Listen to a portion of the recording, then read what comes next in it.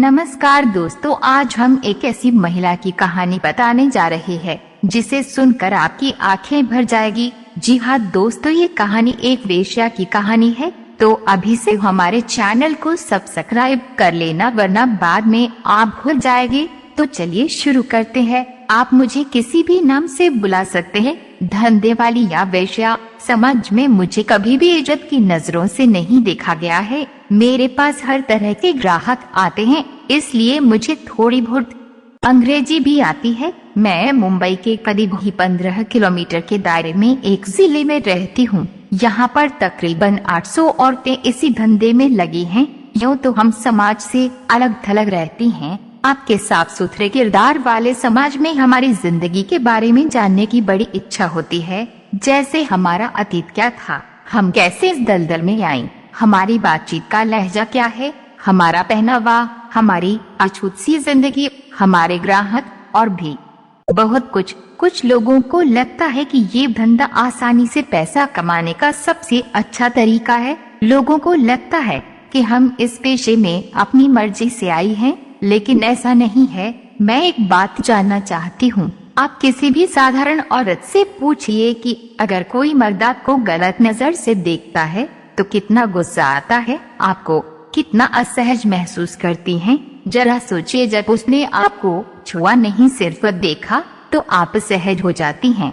तो हमें यह सब करके कैसे अच्छा लगता होगा, कभी महसूस किया आपने? यह सोच जानबूझकर बनाई गई है कि ये पेशा अच्छा लगने की वजह से फल फूल रहा है। आपके सभ्य समाज ने इस चलन को मंजूरी सी दे दी है कि मर्द हमारे शरीर को नोचने, तोड़ने और काटने का हक रखते हैं। ये आसानी से पैसा कमाने वाली सोच बिल्कुल गलत है। इस पेशे में आने वाली लड़कियां ज्यादातर मजबूर होती हैं, अनपढ़ होती हैं, उनका परिवार बेहद गरीब और लाचार होता है, उनका कोई सहारा नहीं होता है। कोई उनका ही नजदीकी दोस्त, रिश्तेदार, पड़ोसी उनकी मजबूरी का फायदा उठाता है और पैसों के लिए ऐसे नरक में धकेल देता है। मेरे साथ काम करने वाली कुछ लड़कियां तो रद्दी से भी सस्ते दामों पर खरीदी गई हैं।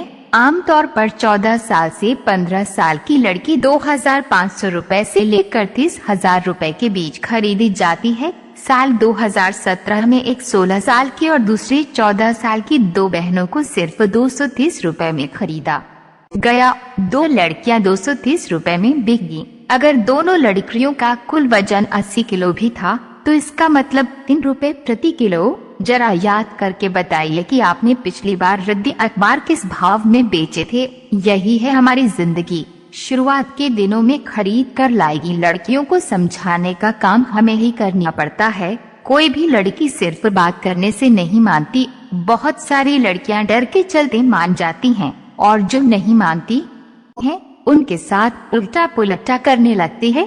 तो ऐसी जिंदगी होता है हमारी, जब तक वे इन जुल्मों के चलते टूट नहीं जाती और काम करने के लिए हाँ नहीं कर देती। पर कुछ लड़कियां फिर भी नहीं मानती, तब उनको बेहद बुरी तरह से सताया जाता है। मैं 18 साल से इस पेशे में हूँ। मैंने भी डर और जख्मों को भोगा है। हर पल मौत से भी बदतर रहा। दूसरी लड़कियों को इस दलदल में धकेले जाते हुए देखा है और कोई कुछ नहीं कर पाता। हम तो सिर्फ एक शरीर हैं। आपका साफ सुथरा समाज सब कुछ देखता है और अपने काम में लग जाता है। अब आइए बताती हूँ अपने ग्राहकों के बारे में। पहले हमारे ग्राहक अधेड़ हुआ करते थे, पर अब नौजवान और यहाँ तक कि नाबालिग भी आते हैं। इस पेशे का एक डरावना चेहरा यह भी है कि नाबालिग बहुत दरिंदे होते हैं। ये लड़के हमसे अलग अलग डिमांड करते हैं। वे इंटरनेट पर जैसे सीन देखते हैं उन्हें दरिंदगी के साथ अपनाते हैं। हमारे मना करने पर खतरनाक हो जाते हैं, क्योंकि पैसा देकर मनमानी करना इनका हक है। ये लड़के काफी बेरहम होते हैं, पर हमारे पास चुनाव की गुंजाइश नहीं होती है। किसी तरह से उस वक्त को गुजारना होता है। समाज में बैठे लोगों को लगता है कि हम बैठे बैठे मलाई खा रही हैं और हमारे पास बेतहाशा पैसे हैं। सच तो यह है कि हमारी हालत को देश के बजट जितना ही मुश्किल है समझना। हमें जब खरीदा जाता है तो वह रकम हमें ब्याज समेत चुकानी पड़ती है, जिसे हम 4 से 8 साल तक ही चुका पाती है।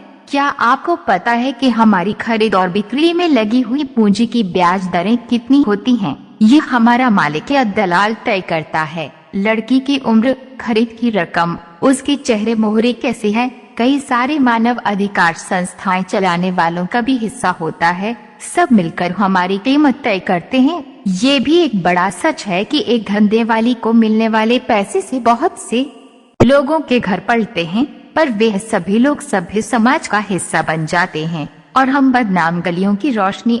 शुरुआत के दिनों में सिर्फ हमें खाना और कपड़ा व मेकअप का कुछ सामान ही दिया जाता है। मुझे साल 1997 में महज 8,000 रुपए में खरीदा गया था। शुरू के 5 साल तक मुझे कभी कुछ नहीं मिला, यानी 8,000 रुपए चुकाने के लिए मुझे 1,000 से ज्यादा लोगों के साथ जिस्मानी संबंध बनाने पड़े। मतलब प्रति ग्राहक मेरी लागत 8 रुपए थी। हालांकि अब इस समय हर लड़की को एक ग्राहक से 100 से 150 रुपए मिल रहे हैं। आमतौर पर कोई का सौदा करने के लिए मजबूर एक लड़की महीने में 4,000 से 6,000 रुपए कमाती है। इसके बाद उसे घर का किराया 1,500 रुपए, खाना पीना 3,000 रुपए, खुद की दवा 500 रुपए और बच्चों की पढ़ाई लिखाई अगर मुमकिन हो पाए तो 500 रुपए। और सबसे ज्यादा खर्च हमारे मेकअप का। अब आप सोचते होंगे कि मेकअप की क्या जरूरत है, पर यदि मेकअप ही नहीं होगा तो ग्राहक हमारे पास नहीं आएगा।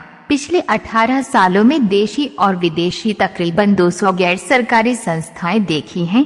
इनमें से 7 से 8 को छोड़कर बाकी सब फर्जी हैं। ऐसा लगता है कि सरकारी और गैर सरकारी संस्थाएं मिलकर हमारी बस्तियों को बनाए रखने के लिए काम कर रही हैं।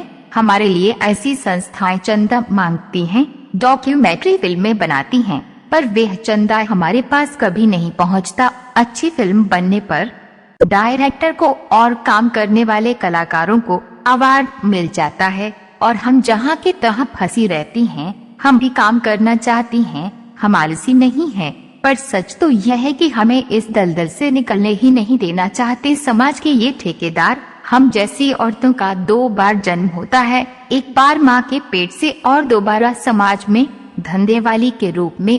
हमारी सामाजिक जिंदगी भी आपकी जैसी ही है। हम भी उत्सव मनाते हैं, जैसे ईद, दिवाली, क्रिसमस। सब कुछ उसकी बहुत बड़ी वजह है कि हमारे इलाके में सभी राज्यों से और विदेशी जैसे नेपाल, बांग्लादेश, म्यांमार, रूस, आयरलैंड और भी बहुत से देश की लड़कियां इस चक्रव्यूह में फंसी हुई हैं। हमारा रहन सहन पहले अलग था, पर अब नहीं। हमारी भाषा अलग है, हमारे धर्म अलग हैं, हमारी जाति अलग है, पर 18 साल से एक साथ रहते रहते हम लोगों ने एक दूसरे को अपना लिया है। क्या आपने कभी सुना है कि ऐसे इलाके में कभी दंगे हुए, झगड़े हुए? नहीं ना, क्योंकि हम एक दूसरे के दर्द के रिश्ते से जुड़ी हुई हैं। मुझे कभी कभी फख्र महसूस होता है धंधे वाले होने पर, क्योंकि हम में बहुत एकता है, प्यार है, ईमानदारी है, इंसानियत है। हम में दर्द है और दर्द के होने का एहसास भी जिंदा है। पर जिस समाज से आप आते हैं उस समाज में इन सारी बातों के लिए कहीं कोई जगह नहीं है, और इसलिए हमारे लिए भी आपके उस समाज में कहीं कोई जगह नहीं है। न दिल में न समाज में। अगर कुछ मिला है तो वह है नफरत और बात बात पर वेश्या की गाली। आपके लिए ये गाली होगी, पर ये हमारी जिंदगी है, एक ऐसी जिंदगी जिसको हमने खुद नहीं चुना। हमें जबरन इसमें धकेला गया और निकलने नहीं दिया जा रहा है। दोस्तों, मैंने अपने जीवन के बारे में सब कुछ बता दिया। यही है मेरी दर्द की कहानी। अब जरा आप भी सोचकर देखिए और बताइए, एक बार दिल पर हाथ रखकर बताइए कि क्या आसान है एक धंधे वाली